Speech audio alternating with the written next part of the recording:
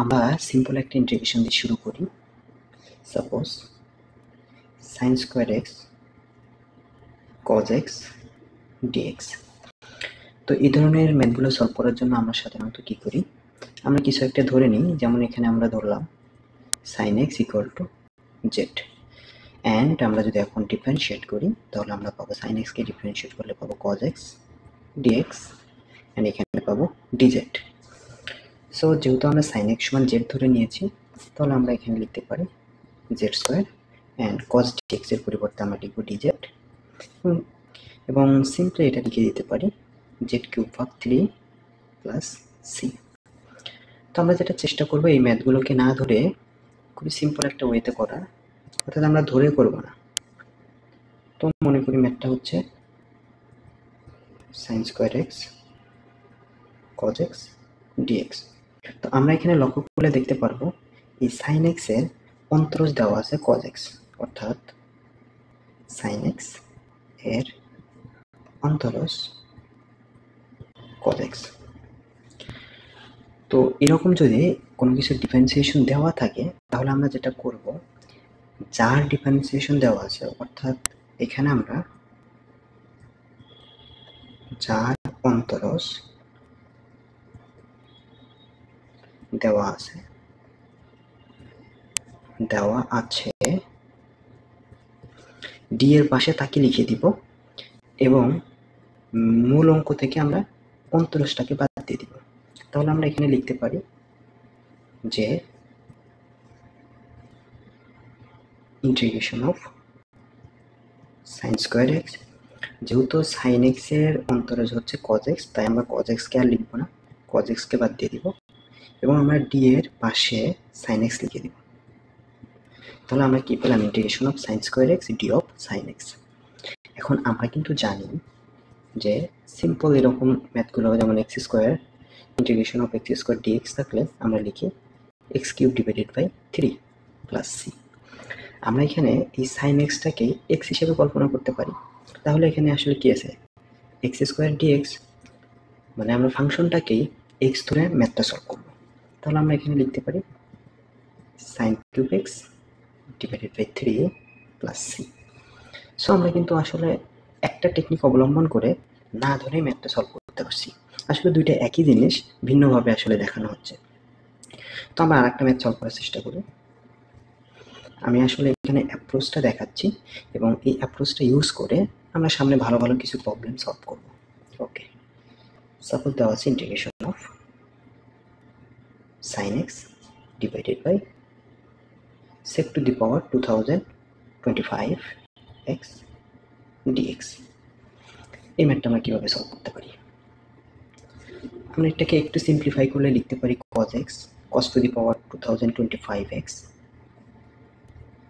sin x dx, এবং এখানে cos x এর অন্তরজ কিন্তু মাইনাস sin x, অর্থাৎ আমরা যদি এটা বলি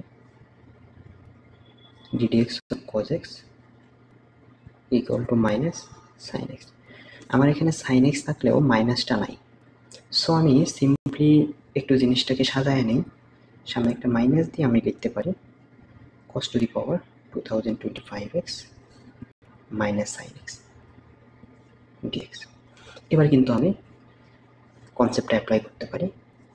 কিভাবে দেখো, ওকে, এখানে আমি minus integration of cos x এর অন্তরজ হচ্ছে মাইনাস sin x।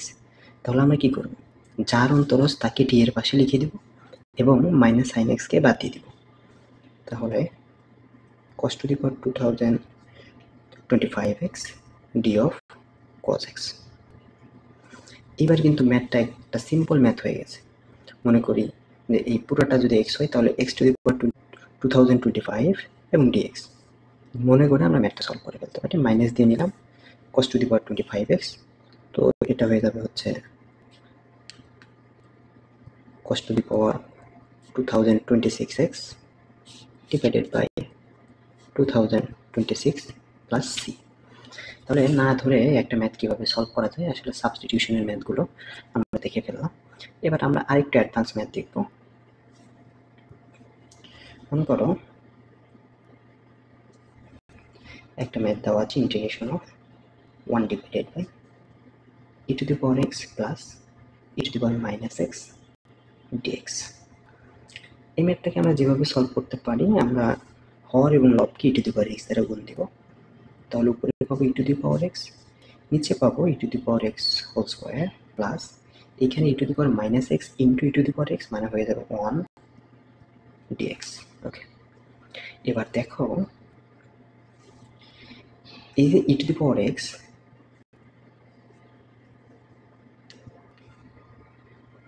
এই e to the power x এর অন্তরজ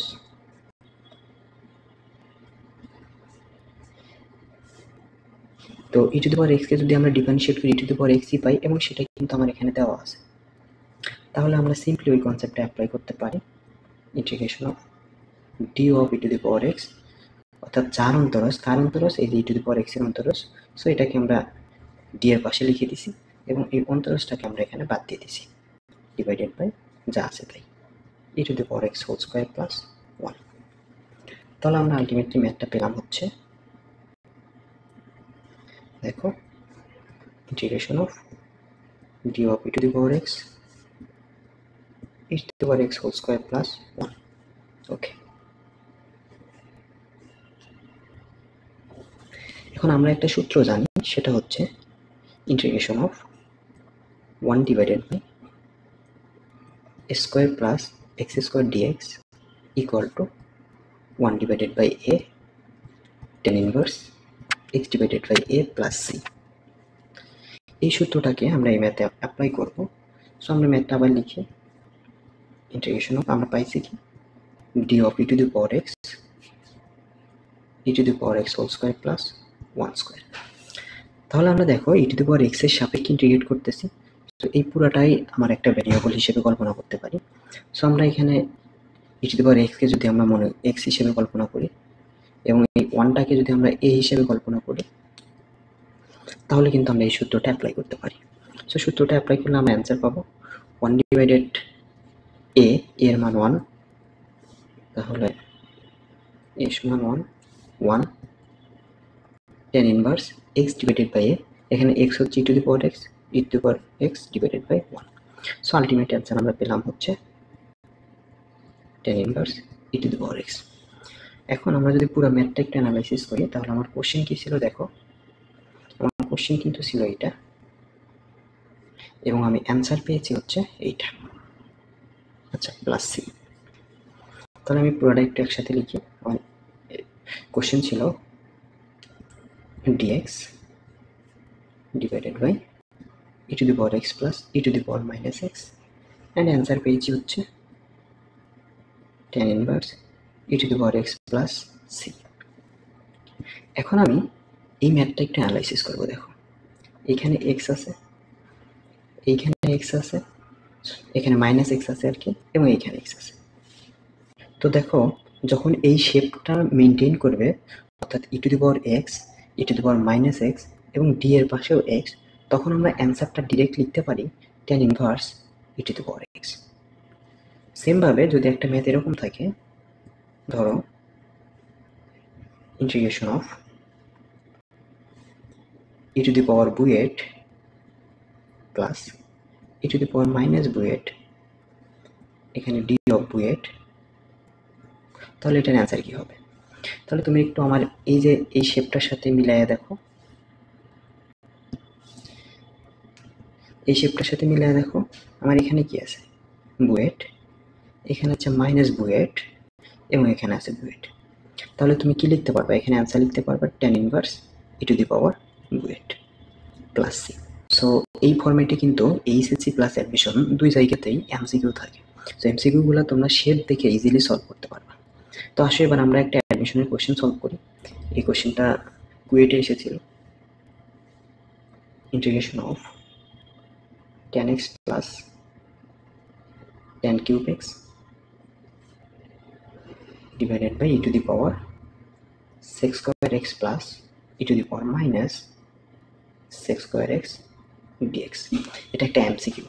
এখন কোশ্চেনটা দেখে মনে হচ্ছে খুবই কঠিন। আসলে আমি এতক্ষণ যে কনসেপ্টগুলো আলোচনা করছি যদি তুমি এগুলো বুঝে থাকো তবে এই কোশ্চেনটা সলভ করা তোমার জন্য খুবই সহজ। তো আমি অ্যাপ্রোচটা দেখাই দিচ্ছি। আসো, ইন্টিগ্রেশন অফ, আমরা উপর থেকে কিন্তু tan x টা কমন নিতে পারি। tan x যদি কমন নিয়ে নিই, এখানে থাকবে 1 plus tan square x divided by e to the power sec square x plus e to the power minus sec square x dx। Okay, এবার আমরা tan x লিখলাম, sorry tan x and 1 plus tan square x সমান আমরা কি লিখতে পারি, sec square x এখন divided by e to the power sec square x plus e to the power minus sec square x dx। Okay, এবার আসো, আমরা জানি sec স্কোয়ার এক্স কে যদি আমরা ডিফারেন্সিয়েট করি, ddx of sec square x equal to আমরা লিখতে পারবো 2 tan x sec square x. তাহলে আমরা এখানে sec স্কোয়ার এক্স এর অন্তরজ কিন্তু পেয়ে গেলাম 2 tan x sec square x. এবার আসো আমাদের মেইন ম্যাথে, এখানে আমাদের 2টা নাই, সো আমরা খুবই সিম্পল এখানে হাফ দিয়ে গুণ দিয়ে 2 দিয়ে দিতে পারি। তাহলে আমি কি বলেছিলাম যে অন্তরজটাকে আমরা বাদ দিয়ে দিব এবং 4 অন্তরজটাকে ডি এর পাশে লিখে দিব। তাহলে আমরা এটাকে কি লিখতে পারি, দেখো হাফ, এই পুরোটা হচ্ছে অন্তরজের মান, সো এটাকে বাদ দিয়ে দিলাম, এই পুরোটাকে আমরা বাদ দিয়ে দিলাম এবং এখানে আমরা লিখবো ডি অফ, যেহেতু sec স্কোয়ারের অন্তরজ হচ্ছে এটা, সো এখানে আমরা sec স্কোয়ার লিখলাম sec স্কোয়ার এক্স, দেন আমরা নিচে যা আছে তাই লিখে দিব x plus E to the power minus sec square x. এই জিনিসটা কিন্তু আমার পূর্বে দেখানো ফর্মুলাটার সাথে মিলে গেছে, এই দেখেন এটার সাথে মিলে গেছে। আমি এটাকে যদি একটু কপি করি, দেখো আমার ফর্মুলাটা ছিল এরকম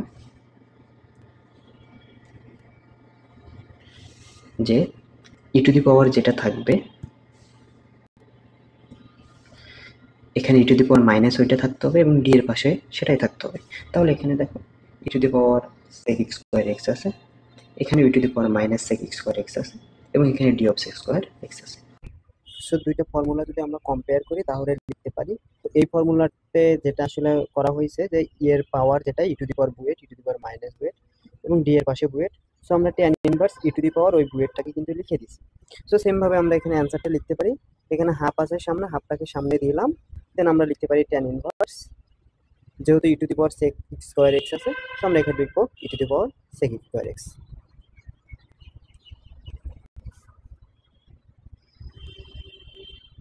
প্লাস সি। এটাই হচ্ছে আমাদের অ্যান্সার।